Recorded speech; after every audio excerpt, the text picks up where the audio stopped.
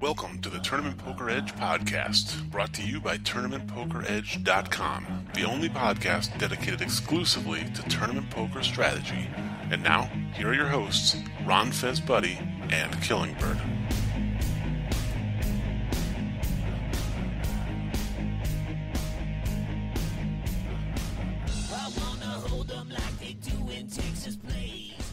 Hello, everyone, and welcome back to another episode of the Tournament Poker Edge podcast. My name is Killingbird. Thank you for being here, as always. And today I am joined by a very special guest of sorts, our new friend Clayton Fletcher. What's up, brother? Hey, thank you for calling me special. That hasn't happened since high school. But this Appreciate time it. I mean it in a nice way this time. So, Yeah, thank you. so I know a lot of people out there are listening and they're wondering, wait, Clayton Fletcher, I know that name. Wasn't he on the last episode of the Tournament Poker Edge podcast? And yes, you would be correct, he was. So we're going to talk to you guys and explain a little bit about why Clayton is back. So for a long time now, we have been struggling, which is probably a kind way to put it, to get out consistent episodes of this podcast. TP has been around for about 8 years now, and frankly, life has changed for many of us. You know, Casey's got 3 babies now. He's got a wife. He's just built a house. Diego's got a new gig. Mark is knee deep in the daily fantasy sports world. I've moved out here to Las Vegas, and I'm actually moving back to North Carolina soon to get involved with a distillery. So life's just crazy, and we got to talking to Clayton around the time that we did the last podcast with him, and he comes from the standpoint of being a fan of the podcast first, long before he was a guest, and he's like, man, I wish there were more episodes. And Clayton, you came to me with an idea, and you're like, hey man, how about I help with the Tournament Poker Edge podcast? And we talked about it, and you had some ideas, I had some ideas, and we came up with a plan. And that plan is for you, Clayton, to host the podcast going forward. And I'm excited about it. What do you think? Yeah, well, I mean, first of all, I'm shocked that you guys went for it. I don't know what you were thinking, but the way I looked at it is like these guys are putting out like 3 podcasts a year at this rate. And even if I end up hosting the podcast for them and I suck, I think it's better to have 50 podcasts a year that suck than 3 that don't. So, I mean, I don't know if everybody will agree with that, but that's my logic. So, I mean, obviously the goal is not to suck, of course, but Right. I mean, we can't have everything. Yeah, and I think what was cool is, for me, a big part of it was the fact that you had been a fan for a long time. You had listened to all the episodes, so you kind of understand what the podcast is about. Because I do think it's a little bit of a different podcast. It's very sort of, it's off the cuff, and there's a lot of humor and comedy and ball busting and whatnot. But we obviously eventually transition into some relatively serious strategy talk, and I don't really foresee that format sort of changing a ton. Obviously you'll be the host, but for people out there who are like, wait, but we want Big Dog and we want Killingbird and we want, fear not, we'll all be making regular appearances. It'll sort of be a rotating cast of characters. The biggest thing is that Clayton can spend a little more time coordinating, organizing, scheduling, getting the guests scheduled for the right nights and things like that. So it's not going to be a huge change in terms of sort of the feel of the podcast. You'll just be hearing a different voice. Yeah, and there'll be a lot more to feel because we're going to start doing this every week. And to me, that's the most exciting part is that I know there are so many listeners out there that, like me, would just wait on pins and needles for you guys to release another episode. And I think recently they gave up on those pins and needles because there have been hardly any episodes. Yeah. But we can have it be something that you can count on and that we're going to have every single week. At a bare minimum, it'll be me talking about poker. I'm hoping that each and every week we can have the regular voices that you guys are used to hearing, whether it's Casey, Mark, Diego, Derek, and anyone else that you're used to hearing on the podcast. But yeah, I decided to offer my services as an experienced podcast host. I had a podcast years ago called Broadway Comedy Club Radio, which was basically stand-up comedy podcast based here in New York City, where I live. And I think that just the fact that I know that I'll do it every week, it should be good news for everyone listening. So, Yeah. and hopefully you guys will learn to love me. I'm sure most of you don't yet, but we'll get there. Yeah, We'll get there. exactly. Yeah, and I think what'll be cool too is bringing in some other fresh blood as well. I mean, we have a lot of great instructors on the TP roster, so getting guys like Andrew Brokus in, or Jason Smith, or Assassinato, or any of these guys to like talk a little strategy and catch up on their lives, I think is going to be cool. So I don't know. I'm looking forward to it. I'm really excited to hear what everybody out there has to say about it. I'm sure there'll be some people who are like who don't like change in general. That's most people. Yeah, but like you said, I mean, I came from a very I came at this from a very similar standpoint to what you're describing, which is um, it, this is our baby a little bit, So to some degree, it's kind of like, man, do I want to give up the reins of this? But like you said, there are no reins to hold on to right now. I mean, three podcasts in a year or whatever we've managed to put out. Is not a lot to kind of try to hold on to. So and from a selfish standpoint, it's awesome because I love poker podcasts, but I never listened to my own because I did them, so I know what was said. But I'm looking forward to there's going to be days where I get to just download the latest episode and I have no idea what was covered. So Yeah, from yeah, from and a I'm poker standpoint, I'm excited. absolutely, and I'm out there, playing regularly. I don't play as much online poker as most of you guys do, but I'm in the live world.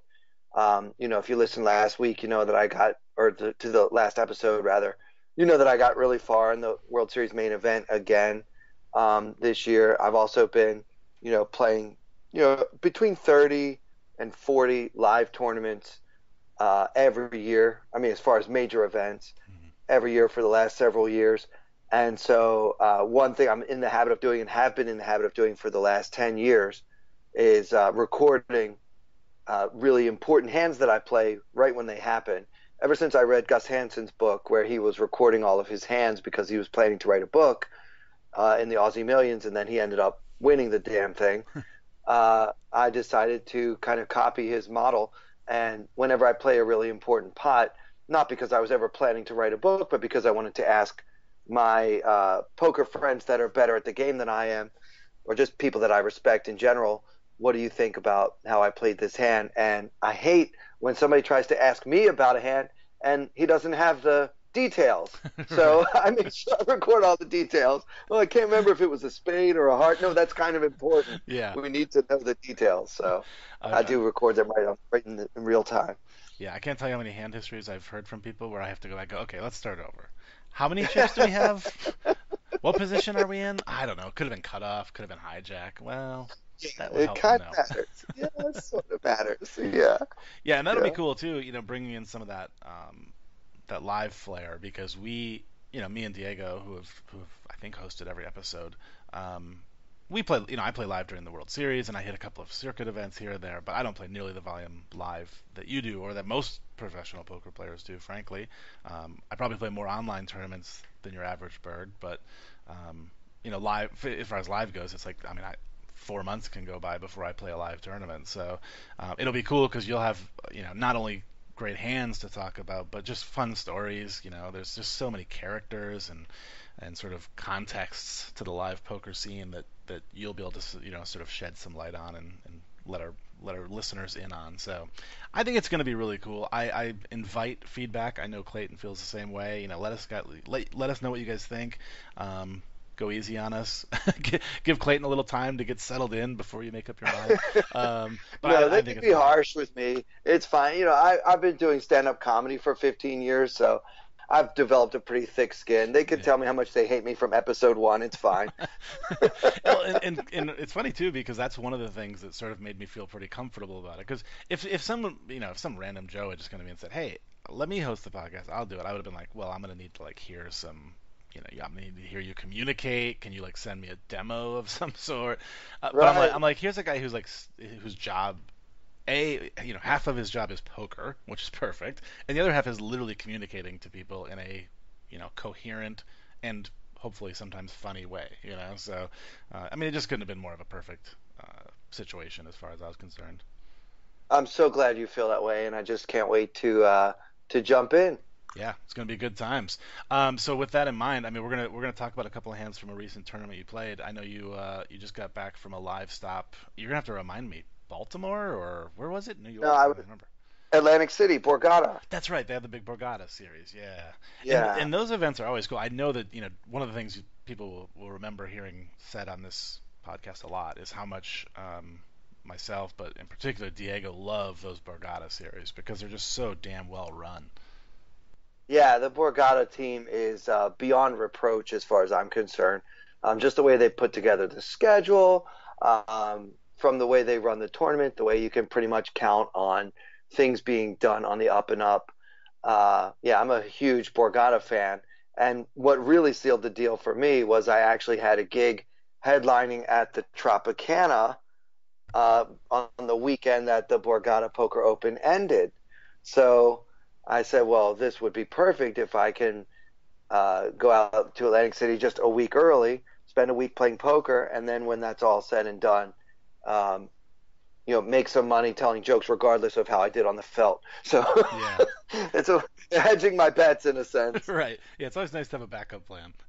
Yeah, right, right. And Was so, and was there any potential that there was a tournament you were going to go in that was like so deep that I mean, I assume you planned it so you wouldn't run into the into your comedy gig. well, one thing I can tell you, now that I just sung the praises of the Borgata, sometimes they do have a bad habit of changing the schedule multiple times after it's released. Oh yeah. So what you see online might not end up being what you see when you get there. It might just be like a 3 o'clock start time instead of a 2 o'clock, or this or that is a little bit changed. But this time they had originally had the final table of the main event ending on Thursday. And then when I got there, I saw that the main event was ending on Friday, which meant that had I made the final table, spoiler alert, I did not, but had I done that, I actually had another comedian from New York waiting in the wings so that if I would have if I made it to the end of the day on Thursday, I was going to call this guy late at night and be like, "Okay, you're filling in for me at Tropicana because I have to go play the final table."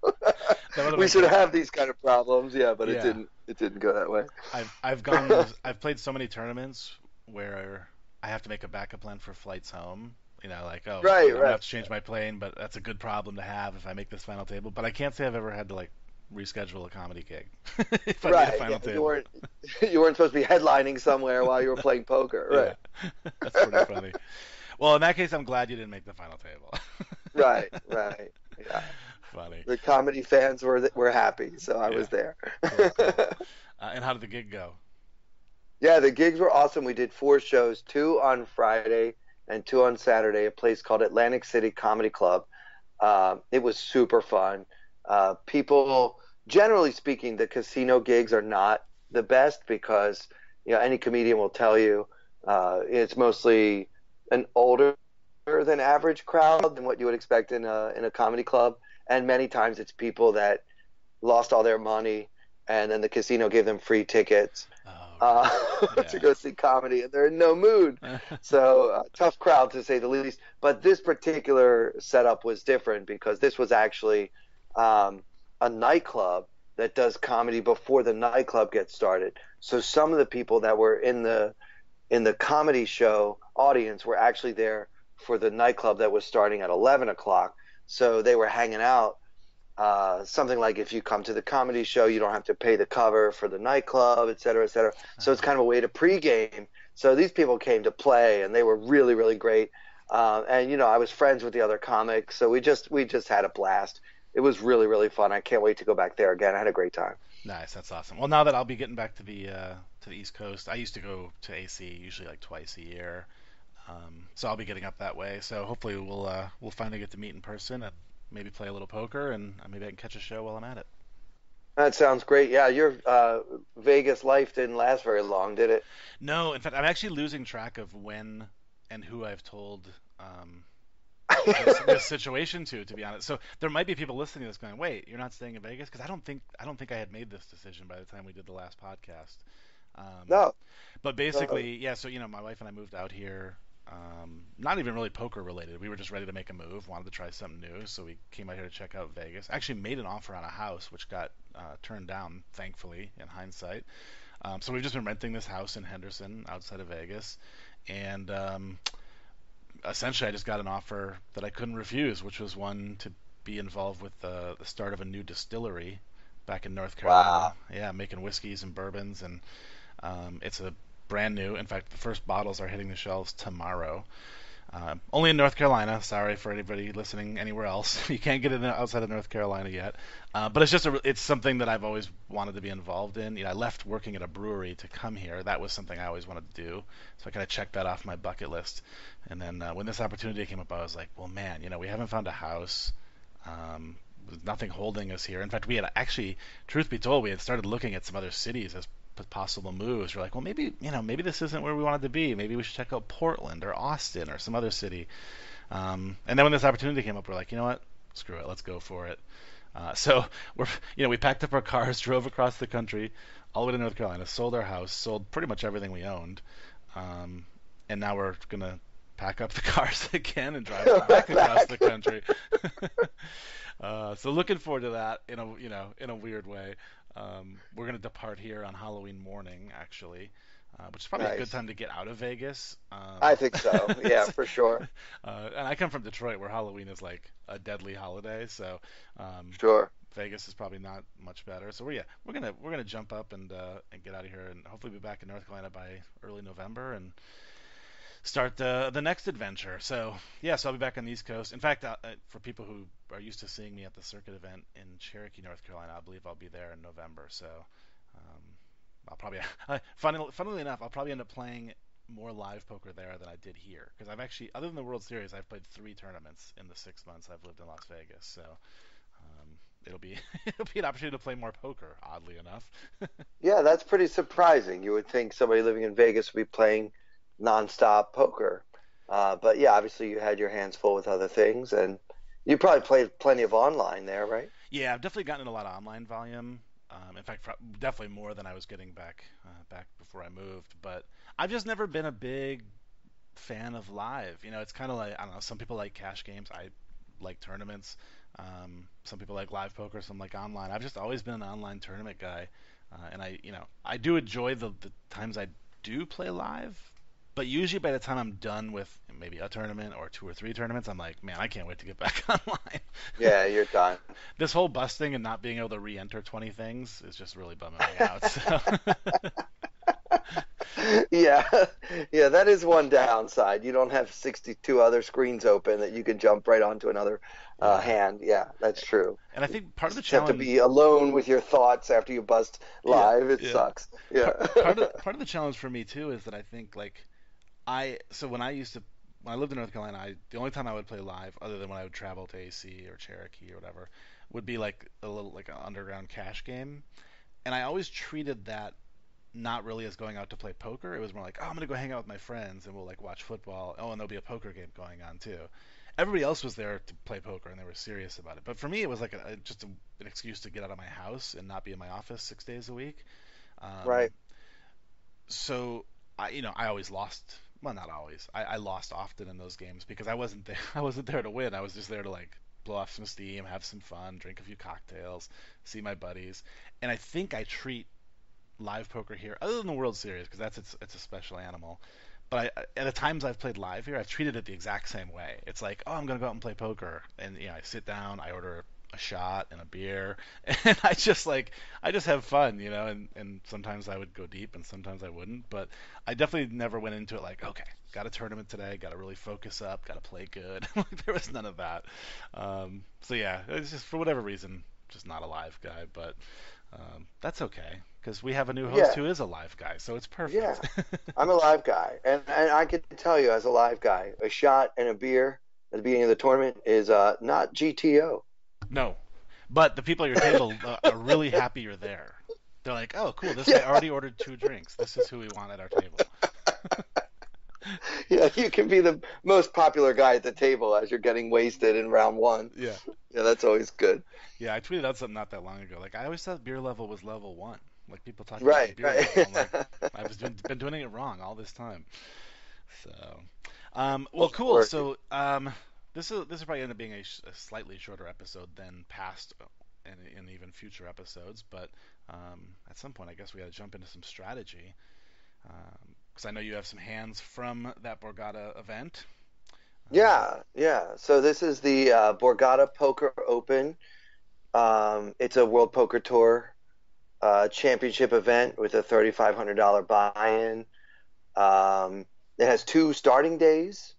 I played on the first starting day, I think. I might have played the second starting day. No, I did play the second starting day. Sorry. So I've already made my first mistake in details. You start with 40,000 chips. I had a good table, but it was short. I think they were expecting more players. With these tournaments, I don't know how many of the listeners are playing live World Poker Tour Championship events, but the main events you can actually buy in on day two for most of them. So yeah, I mean you buy in with like 20 big blinds or something like that. right. If you want to, take a gamble with $3,500 and play short stacked, you can. Um, but if you buy in at the beginning of the day, as I did, you get 40,000 chips, and it's 1 hour levels, and the blinds are they start out 50 and 100, so you just have 400 big blinds. So you've got to stack. That's Yeah, great. it's kind of ridiculous. Yeah. So, but now, so that might be an argument for, well, then just, play solid, go for value, play tight, play solid. But my table was shorthanded. Actually, we started with four players. Oh wow. And so you can't really be, you can't be too tight or you will get blinded down. Right. Even with 400 big blinds, when it's that short, you need to get involved. Um, One of my opponents was Ashley Sleeth, who is a player with whom I'm familiar. I played with her before. She's very, very competent. Um, she is, a professional player. She travels the world. I've seen her in Australia at the Aussie Millions. She's, she's not, she's not a joke. She's been, I think, a little tighter than she ideally would have been, but I think she might not have a ton of experience playing four-handed. Yeah, as most of us don't have a ton of experience with a really, really short table. Um, a couple late registrations, and by the time we got to level two, we had a six-handed table, which is a little bit more in everybody's comfort zone. But by then, I had built my 40K up to 50K, so I was doing great. So level two is almost over. They're announcing dealers finish this hand, and then there's going to be a 15-minute break. And by now, the big blind has already left.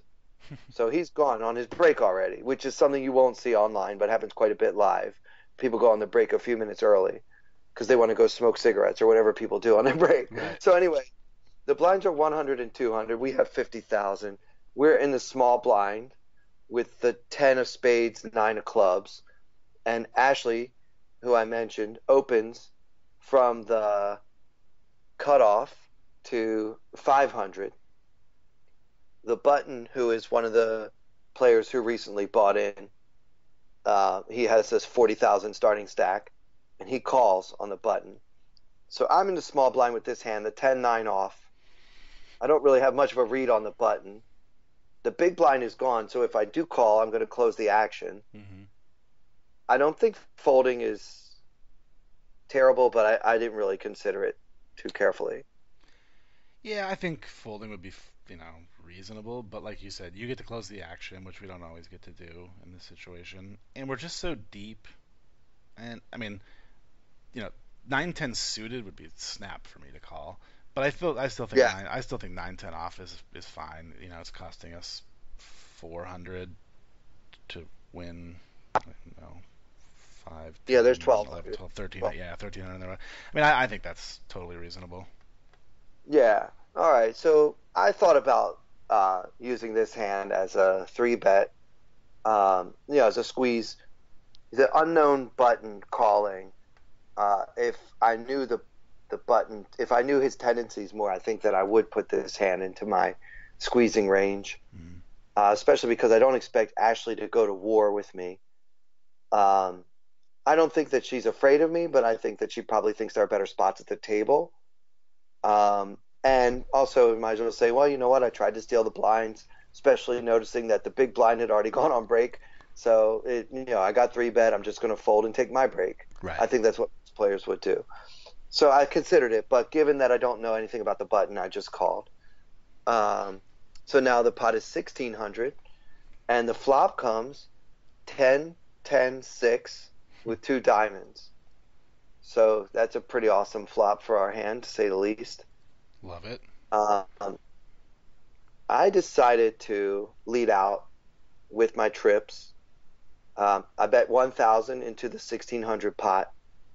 And I have a few reasons for this. I want to tell you why I did it this way, and then I want to get your thoughts on whether this is a terrible play or not. Cool. Uh, I have a donk leading range, um, probably a lot more than most players out of the small blind. To me, I never check dark, and I'm not a huge, well, let's just check to the razor and let the game play in flow. I find that donk leading uh, throws a lot of players off because I think most of the training sites and most of the coaches out there kind of advise people to go ahead and check to the razor maybe more often than I do. Hmm. So when I do it, it throws them off. Like, what does this exactly mean?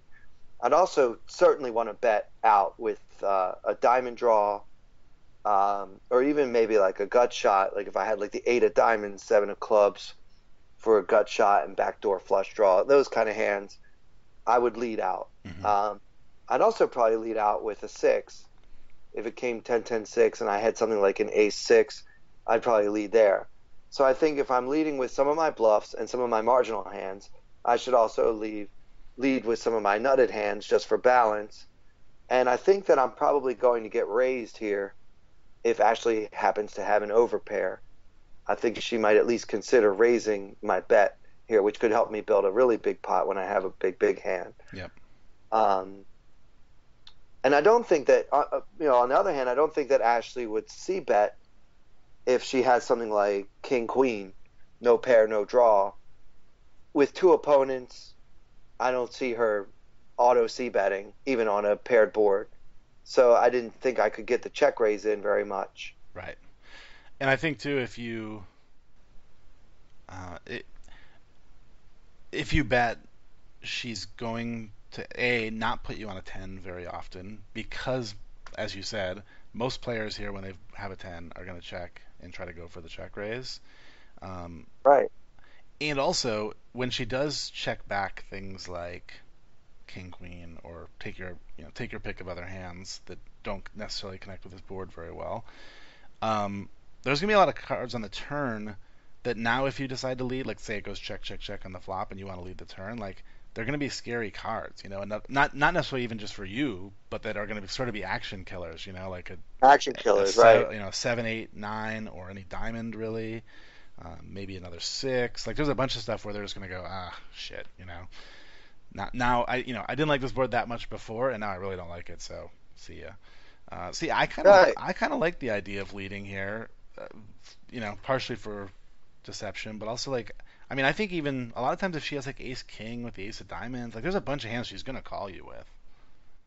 Oh, yeah, I don't think she can just fold the ace king with the ace of diamonds here. Yeah. I think she could fold like a black king queen.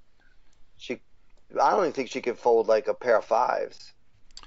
No, I certainly don't think I would be, because if I see you leading this board, like I kind of think of that part of your range you were talking about, like the gut shots with a backdoor flush draw kind of hands, or even just straight up gut shots. Um, I mean, yeah, I'm gonna call you a lot here when you lead, which I Yeah, think is a real yeah. or raise, like I said. So why, if we think she's gonna call or raise that high of a percentage of time, then why give her the chance to check that small percentage of time that she's going to, like. Absolutely. So yeah, I dig it. Cool, cool. So Ashley calls, and the button folds.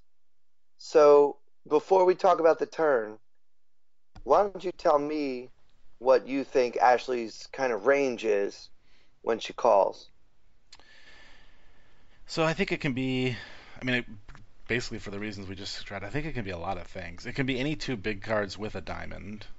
Particularly if it's something, I mean, even something like King Queen with the King of Diamonds, where they can like, I mean, I don't think that's a big part of it, but where they can turn tons of equity, whether it be a Jack Yeah, or another another diamond. diamond, Yeah, sure. or she might also just be like, well, this looks like a draw or a six or something like that, so I don't even necessarily need to hit those cards. I can just hit my King or Queen too. Yeah, Um, sure. so I think a bunch of those kind of hands. I think all the middling pairs, sevens through nines would make sense. Even fives, fours. I mean, hell, deuces for that matter. Like I don't know if maybe I'm fooling that the smallest of pairs because even when Right. when the six comes, like we're dead, etc. But Right, right. but I still think she's gonna call with like fours and fives and all those middling Yeah, pairs. I mean, it could yeah. also. I mean, it's possible you might have a better read on her, like what she would do with like jacks, queens, kings, aces. I don't think it's probably. I think she would raise maybe. I don't know. Do you think she would raise aces, kings when you lead? Maybe not. I think she probably should because so much of my range is draw heavy. Right. Um, I think it's probably the right play for her to raise with the overpairs. Like you said before, how often do I have a 10? Right. And then if I'm betting a draw, doesn't she want to charge me for that draw and also force the other remaining opponent out of the pot? But that said, I don't think calling with those kind of hands is terrible because you control the pot size in the event that you are beat. Um, that way you don't end up losing a huge pot with something like pocket kings. But I think that when she raises the flop, she's going to have an overpair a lot. Yeah. I think most of her raising range should be overpairs on this board. So that's what I'm hoping. She'll see the need to have a raising range and she'll decide to put her pocket aces, pocket kings, whatever into that range. And along with obviously uh, ace 10 and other hands with a 10 that are crushing me right now. Yeah. Uh, so when she calls, I'm pretty much sure that my hand is good. Yeah. As if there was any doubt, which there kind of wasn't already. Yeah. I would I agree. felt like on this flop I had the best hand for sure. I And think then when she probably just called, yeah, like it's a small. This is a small worry, but if there's one hand we have to be concerned about, I guess it's sixes. But like, cause that I think she yeah, could just flat. yeah, Um, right. Was but she it, worried but about if sixes? that's the Right. case, we're probably going broke anyway at this point. So like, Yeah, bring it yeah, on. absolutely. Like Yeah, I'm not gonna panic because oh shit she flatted, she must have sixes.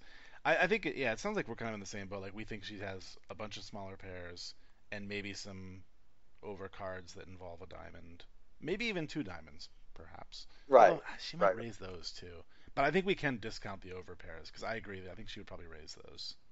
Yeah.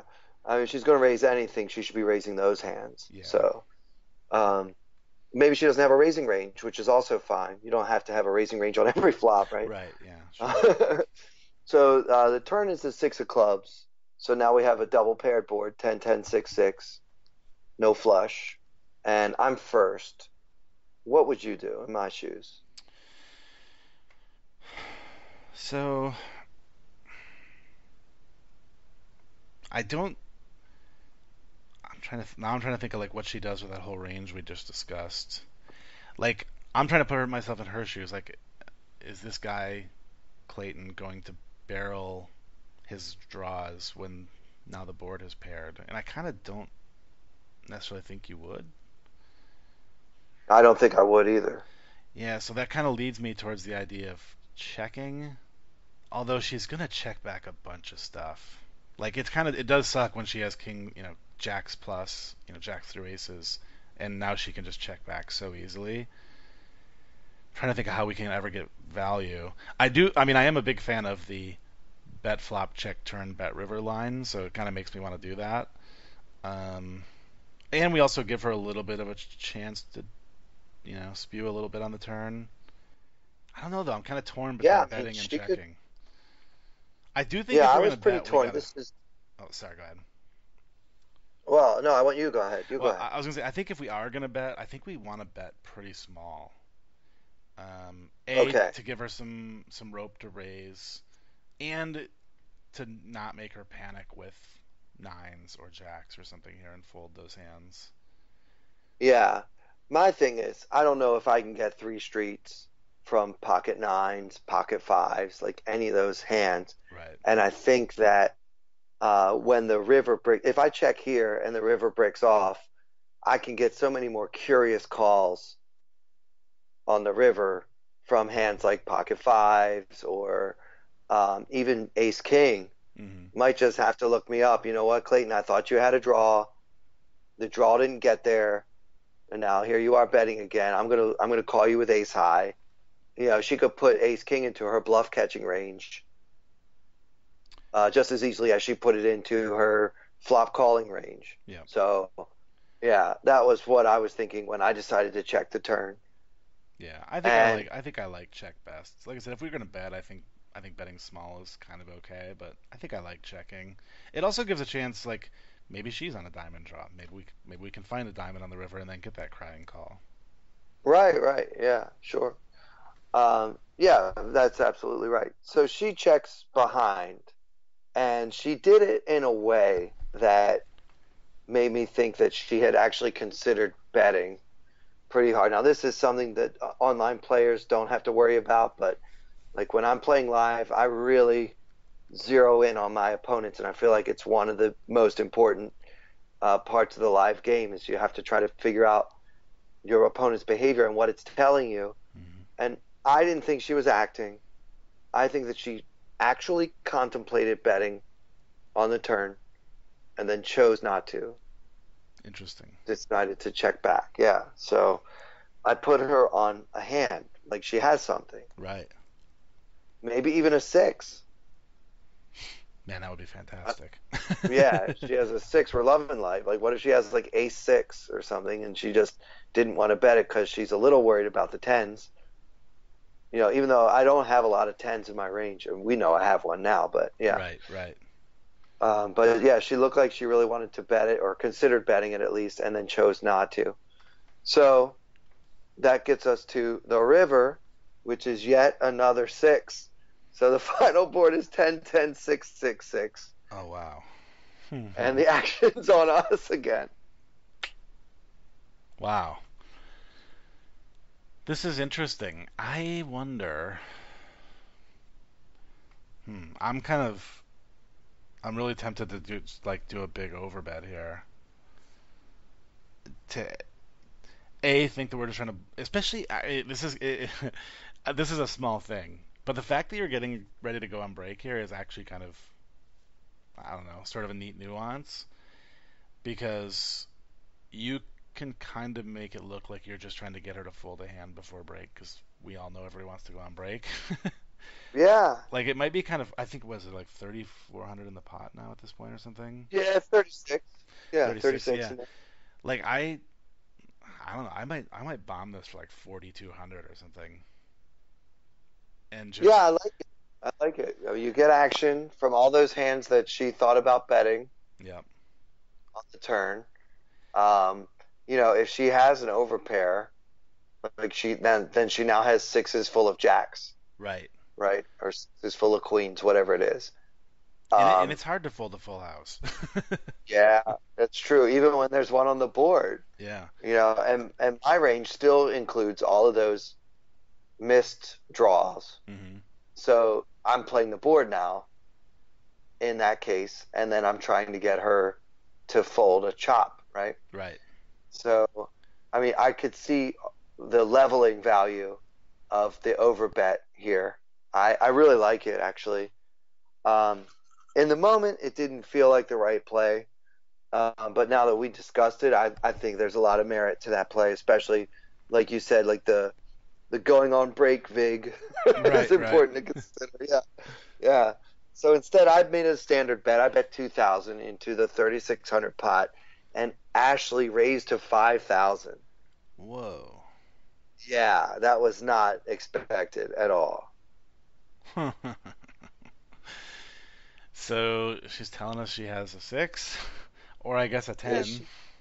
Yeah, I mean, she could have a 10 too. Is she? Uh, I think the first thing we can do is take folding out of the like off the table. Like we're not folding. Yeah, I don't think so. I mean, we're just, I Yeah, mean, we're gonna be chopping here. I think most of the time. I mean, yeah, if we try to break it down into percentages, it's gonna be like, I mean, it's hard to make quads, so you know, it's like yeah, sometimes she has a six, but not very often. So it's gonna be like 80% of the time we're chopping, and like 15% of the time she's bluffing, and like 5% she has yeah, a six. yeah. I mean, really, is she ever bluffing? I mean, I don't think so. I mean, we did kind of play it in a weird, by checking the turn, like we kind of look a little weak, and maybe yeah. she might be trying to, get fancy with nothing, but I don't think so. Like, I think we're just like this is one of those ones where I'm like, all right, we chop here. I call, let's all pull our chips back and go to break, because Now, I don't if expect her to be that's bluffing. yeah, and you also don't feel like she ever has a six or has very many sixes just because we know where three of the four sixes are. So Right. with that said, would you ever consider three betting to try to blow her off Ooh. of a 10? Wow. Like Okay. we can have a six, right? We can have a six. Yeah. Well, okay. I didn't really think of this. This is a really good point. I actually kind of love it. I mean, like you said, if we're chopping anyway, why not try to get her to fold the chop if we think that's most likely what's happening? Right. And I mean, we have 50K, so you made it two, she made it five. I mean, we can make it like 13-5 or 14 or whatever, and we're still. I mean, we still have tons of chips. If she jam, I guess the question is, what's our plan if she jams when we three bet? I think if she jams, she has a six, or she's just so great at poker, we have to fold either way. Yeah, yeah, You know? I mean, we can't be three betting planning to call. That's right. for sure. Yeah, Um, I think but I mean, I'm kind of into that idea of three. It's not fun when we have to fold, um, yeah, but but it's just always a six when we fold. It's always yeah, a six. yeah, Yeah, it would be one of the easier folds you have to make. That's for sure. yeah, It won't be the funnest because then you'll go, well, why didn't I just call? Blah blah blah. But right, right. yeah, I kind of like that because Yeah, we're gonna find out real quick if she has a six, and we're gonna get her to yeah, fold 10 a decent amount of the time. And then if not, then chop it up and, like I said, go to break. yeah. So, I mean, I took a little time here. For me, like a minute is a really long tank. Hmm. I tend to play pretty fast and just keep the game moving. Um, I ultimately called, but I definitely was thinking about putting in like, well, what's Ashley going to do if I make it 18,000? You know. Yeah, But look at how she played the turn. If she has a 10 and she checked behind on the turn, that's pretty gangster, you know. yeah, After I let out and right. then Yeah, I would another like. six peels off and she checked back, you know. Yeah, that's definitely a weird check back if she did. I mean, Yeah. I guess it's kind. I mean, if she thinks your range is a bunch of draws, I guess it's kind of cool to let you try to hit it. Um, but Yeah, right, I'd rather right. charge you a little bit though.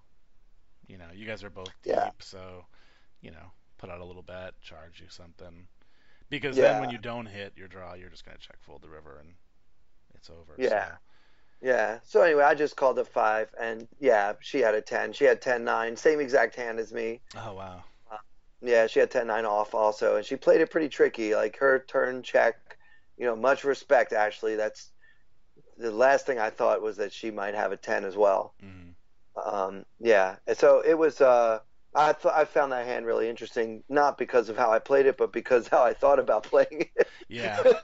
I know. I would love to know. Like, I never do this at the table, but some people you hear people all the time go, "Oh, would you have folded if I raised or whatever?" But Yeah. this is one of those cases I would love to know the answer. Yeah, I'd love to know the answer, even though I'm not going to ask the actual question, Right. right?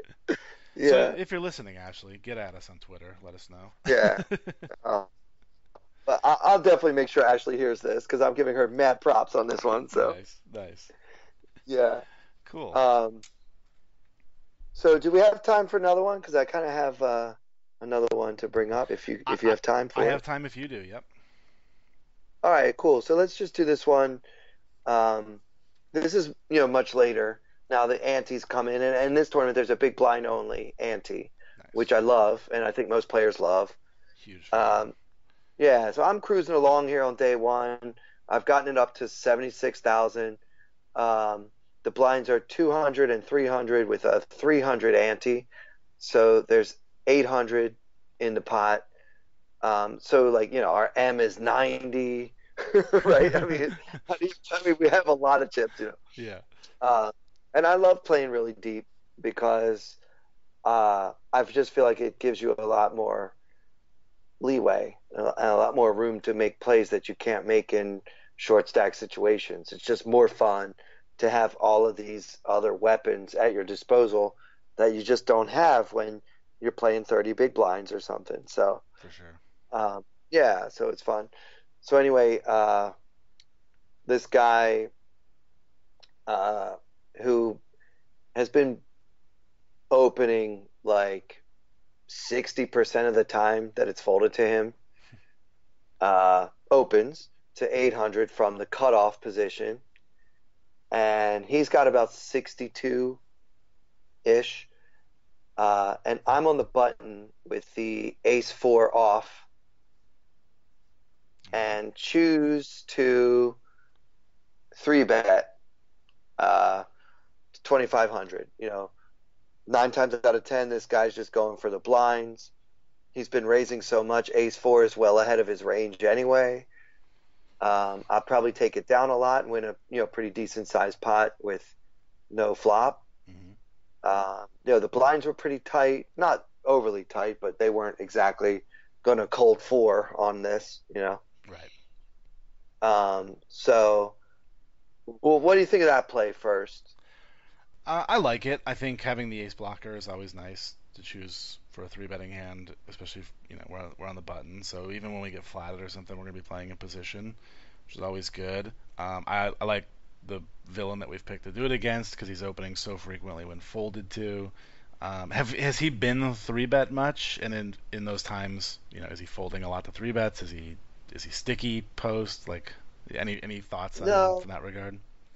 Yeah, I wish I had more information about that, but honestly, it hasn't been a very three bet heavy table. Yeah. And because most of his opens have been from early and middle position, um, I haven't been in position to three bet him light that often. Like I don't like to take like an 8-7 of hearts and three bet somebody when I'm not even on the button Right. or at least really close to it. So this is really my first opportunity to put this guy to the test, and no one else at the table has really been inclined Yeah. to do so either. So Well, and that, yeah, and that makes me kind of even like it more. I mean, we haven't done it to him, and nobody really has. So, it's not gonna be a situation where this guy's gonna be like, man, every time I open, they're three betting me. Like, screw this guy, yeah, I'm gonna no, four bet.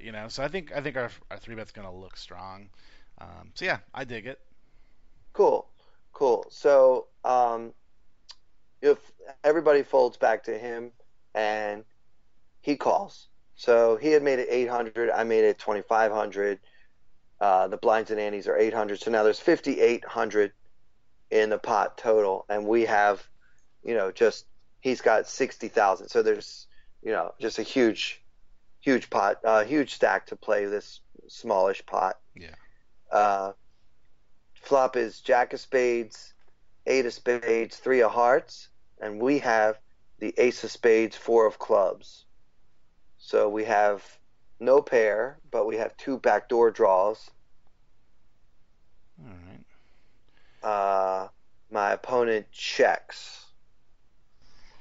Yeah. So I mean, it's not like our favorite flop in the world, but like you said, we got two back doors, and more importantly, I think we have the we took the aggression pre-flop, so our range looks strong. I would see bet here pretty. Yeah, I think I would see bet here pretty much like 100% of the time, maybe like 90% Yeah, of the time.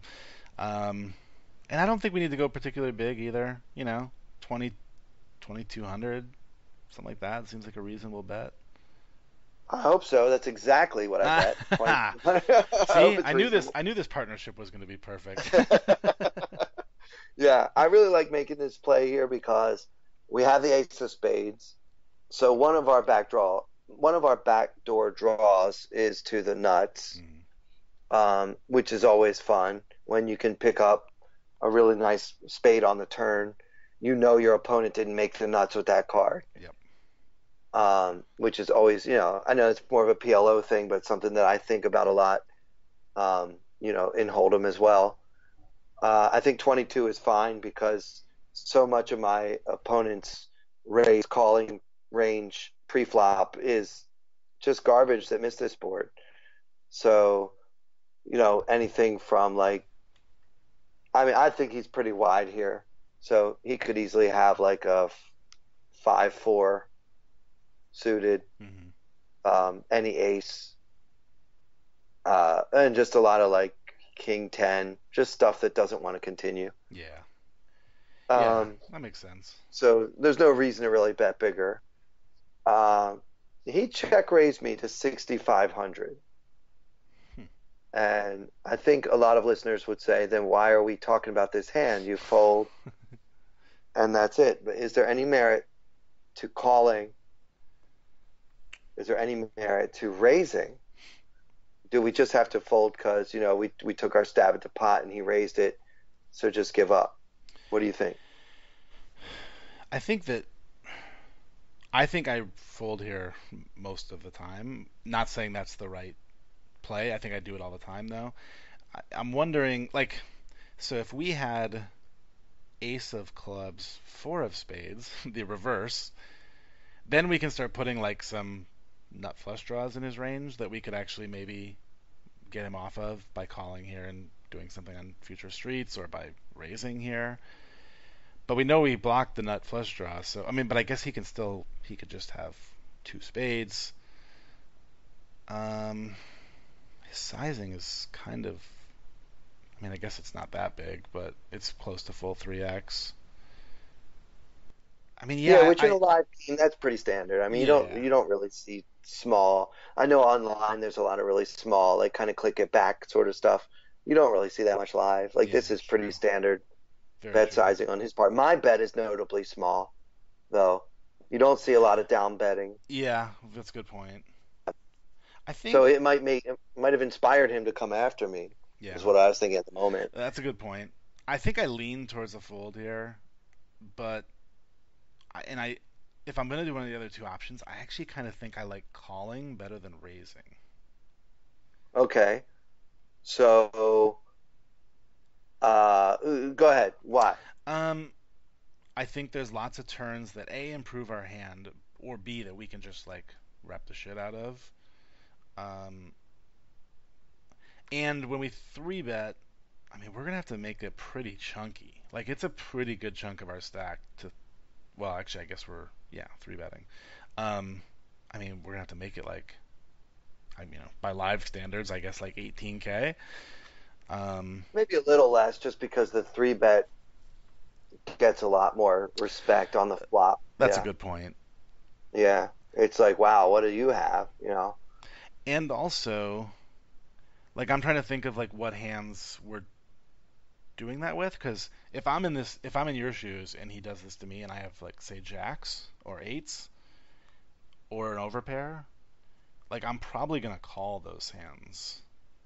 And so I feel like when I'm raising, I feel like I'm repping a lot of draws. That's Um, interesting. because I don't like I'm trying to think of what I raise him with here. Like what am I gonna make it Yeah. 16K with? Like am I gonna do that with aces? I don't even know if I would. Like Yeah. I So could. I would, yeah, I like it. I like the way you're thinking. I think the first question is, what is he making a 6,500 with? Mm, How doesn't he have a lot of draws in his range? Does he ever do this with like something like 8-9, where he's got a middle pair and I bet small, so he's going to try to take it down now, see where he's at, knowing that he could pick up equity on the turn. Like if a 10 or a 7 peels off, he gets a straight draw. mm. Um, is he that type to do that? I think he is. I could be wrong. Does he ever do this with just like a naked jack, like a jack 10 or queen jack type of hand? Or does he just check and call those hands, which is probably more standard? Hmm. Does he have a lot of spade draws or 10-9 or similar hands, like maybe like a queen 10 type of hand in his range? with a gut shot and overcard, those kind of things, like especially if you had the queen of spades. So, you know, for me, my first question when he made it 65 was, what the heck does he have? Right. You know, is he Yeah, doing that's that? interesting. Yeah, is he doing that with, did he slow play aces pre-flop? Possibly. Did he, uh, is he trying to see where he's at? A lot of times the flop check raise is either a draw, as you mentioned, Mhm. or somebody that has a little something and wants to see where he's at. Right. Yeah, I would definitely So, say like that. I think I've heard Andrew talk about this, Andrew Brokus, but if not, somebody has on some podcast about that being a way more common live phenomenon. That like had to find out where I was kind of bet. yeah, yeah, Um, right, so I mean that does make some sense for sure, and we can yeah, kind of give him. I mean, we're gonna look so strong when if we come back with a raise. yeah, Like I mean he's gonna have to pretty much have a set to, yeah, and I mean he's probably not going to check raise a lot of sets. Well, maybe with the I mean it is kind of a draw-ish heavy board. Like maybe he check raises those. yeah. I think if he has a check raising range, I'd like him to have sets in it. I don't mean I'd like it. I mean I think he should have sets in it because he is going to have like a lot of those draws.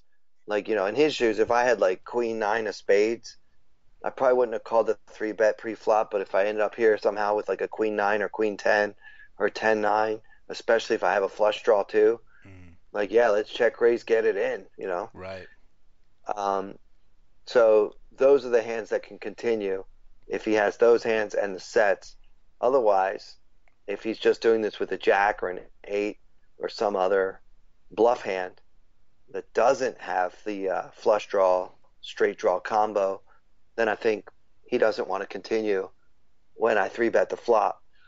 So I don't know. I did choose to three bet the flop, and it's not something I do a lot. But here's a pot where I three bet pre flop and on the flop, and I'm proud of uh, my sizing. I made it 15-6, so 15,600. So the bets were 22, 65, and then 15-6.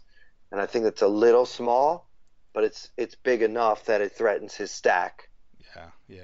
And it because looks he's starting. so value-ish too. It looks like pure value. Like I have the three jacks or three eights here, like every time.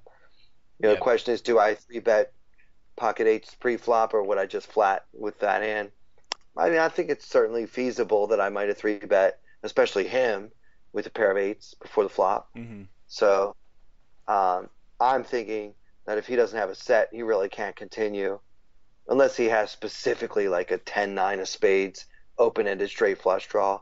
Right. Then he almost doesn't care if I do have a set, right? Yeah. So He's like, all right, we're flipping. Here we go. yeah, let's go. Let's flip it for all the money. Um, so I don't know if this is just a spew. To me, the difference between a spew and a great bluff is somebody calling you Right. some of the time. You know, so in this case, my opponent went all in with very little hesitation.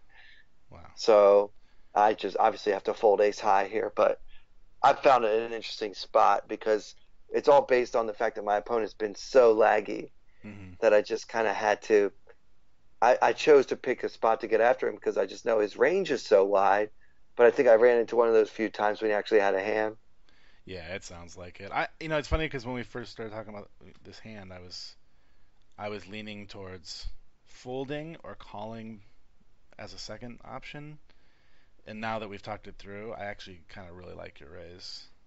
Yeah, I like it too, but I just ran into the top of his range. Yeah. But I definitely think that, as you said, when I bet 22 and he makes it 65, you pretty much fold there, Right. maybe too often. Well, I think that because Clayton has fancy play syndrome, I continue too often, and that's what I'm working on in my game. Is if I'm going to do this, I have to have a specific reason why I do this. It's literally the only time in the whole tournament that I made a play like this, Hmm. and it was because I had this particular read on this particular opponent at that time in the event. But even a guy who's a maniac can have a set of jacks once in a while, Yep. Yeah. right? It's also I cool because you build a little like a little image equity too. You know, like I'm not suggesting to our listeners that they invest 15,600 chips into building an aggro image, but a lot of times like when I lose these kind of pots, and if I happen to play one just like this, I go, okay, that sucked. I lost 15K in chips, but I look like a crazy guy now, so I can Yeah, utilize this because I'm generally, you know, probably compared to the average live player, a pretty tight player. But and now I don't look like one. by the way, I still have 60,000 something in my chip in my stack, so it's not even like Yeah, you're still 200 it. big blinds deep. Like you're crushing it. Yeah, I'm fine. Yeah, so that's kind of the beauty of not showing up on day two to register these events, and actually playing deep stack for a while. You can find spots, and uh, most of the tournaments I've won or done really well in my career, there's been a moment like this where instead of running into the nuts, I got the fold, and then I had a monster stack, and everybody was afraid to mess with me, and Yeah, yeah, you kind of build up that image, and then you can really exploit it later down the line. Um, but yeah, in this particular event, this hand was kind of the beginning of the end for me. For the next several hours, I didn't win a single pot, or so it seemed. And it just seemed like if I tried to bluff, they called, and if I tried to value bet, they folded, and nothing went my way. And I mm, was just hoping for a table change because I thought my image was shot after it had been so good earlier. And long story short, I didn't quite make it to the end of day one, so that wasn't fun. But the good news is, between day one of this tournament and my comedy gigs that weekend, I cleaned up in the cash games. I know this is a tournament podcast, but oh, I that's was playing awesome. some 1025 at Borgata, and I guess a lot of the guys who busted out of the main event were also at my tables because I didn't think it was a typical 1025 game at Borgata, Yeah, to say the least. It was atypical in a good way. So, yeah. good time. I would say like for people listening who are primarily tournament players, but like consider themselves decent at cash, don't be afraid to utilize cash games during tournament series as a little bit of a variance killer because I don't do it very often and certainly not often enough, but you'll never see cash games as soft as when people are busting out of tournaments and coming and sitting down in the cash games. Right, right. I second that 100%. Yeah, absolutely. So So I hope these hands were interesting. I hope people enjoyed hearing about my little I can't even call it a run because I didn't even make day two of the Borgata Poker Open. But I think it's fun to talk about early stages sometimes and different approaches. I know a lot of players, they don't like to take any chances on day one. They have the philosophy of, well, you can't win the tournament on day one, but you can definitely lose it. And I mean, I proved that this time. I did lose it, but I think there's something to be said for kind of looking at different styles and a lot of times uh, when I've done well in tournaments, it's because I kind of came out swinging at a mhm, table where everybody else was thinking, well, I have to be careful and protect my stack. Day one is about survival. right. If you feel like your opponents have that mentality, it's good to kind of put them to the test a little bit because they're probably going to fail. Yep. Yeah, and on that note, I mean, there's a lot of times when you're talking hands with people, it's always like their bust out hand or some Right. or the hand that led to their bust out, you know, like something really deep. So like people just forget about the hands that happen on level one, two, three, you know, and Yeah. sometimes those are the most, if not the most important ones, sometimes the most interesting ones. So I love the fact that you are so good about taking notes on hands like this, and because I think I and a lot of other people don't do enough of it, and it's going to make for some cool strategy discussions on the podcast. Oh yeah, I have a huge library of hands that I played in various live tournaments over the years that I can draw from if we're ever without a guest and we just need to make sure that we keep our promise and put out a podcast every week. Yeah. Happy to do that. Um, I also intend to watch the World Series of Poker on ESPN, the weekly coverage that they're going to be showing, for purely narcissistic reasons to see how much TV time I get. Yeah. Well, and it's going to be great because you'll be able to just pull hands from that, which will be kind of a neat little, you know, companion piece, if you will, to the World Series broadcast. Yeah, well, it's getting started now, so I'm definitely going to be watching, and I'll bring my thoughts on the play, whether it's hands that I played or if I know any of the other players, maybe I can offer some insight, um, in the World Series main event. I'm happy to do that and just try to help everybody out there maybe get a little bit better at tournament poker, including myself. Yep. And you guys having me as the new host is something I never dreamed would happen, and I couldn't be happier about it. So thank you. Cool, man. Yeah, we're really stoked about it. It's going to be cool. So for everybody out there listening, like we said, give us your feedback. Let us know what you think, and look forward to weekly episodes starting very, very soon. It's going to be good times. Well, thanks a lot, Derek. Appreciate it, bud. Awesome. Thanks, man. And thank you to everybody out there for listening. And we will see you, or at least one of us will see you, next time on the Tournament Poker Edge podcast.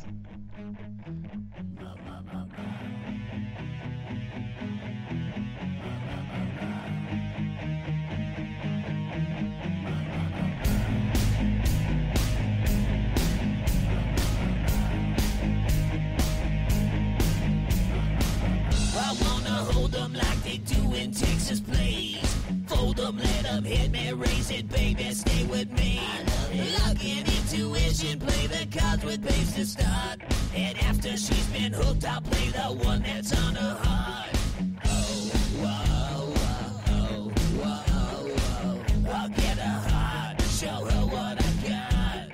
Oh, whoa, whoa, whoa, whoa. I'll get her heart, show her what I got. Can't read mine, no she can't read a mile. Poker face, she's got to love nobody. Can't read mine, no she can't read a mile. Poker face, she's got to love nobody. Poker face, poker face. Poker face, poker face. I wanna roll with her, a hard pair we will be. While little gambling is fun when you're with me. I love it. Russian roulette is not the same without a gun. And baby, when it's love, it's not rough, it isn't fun.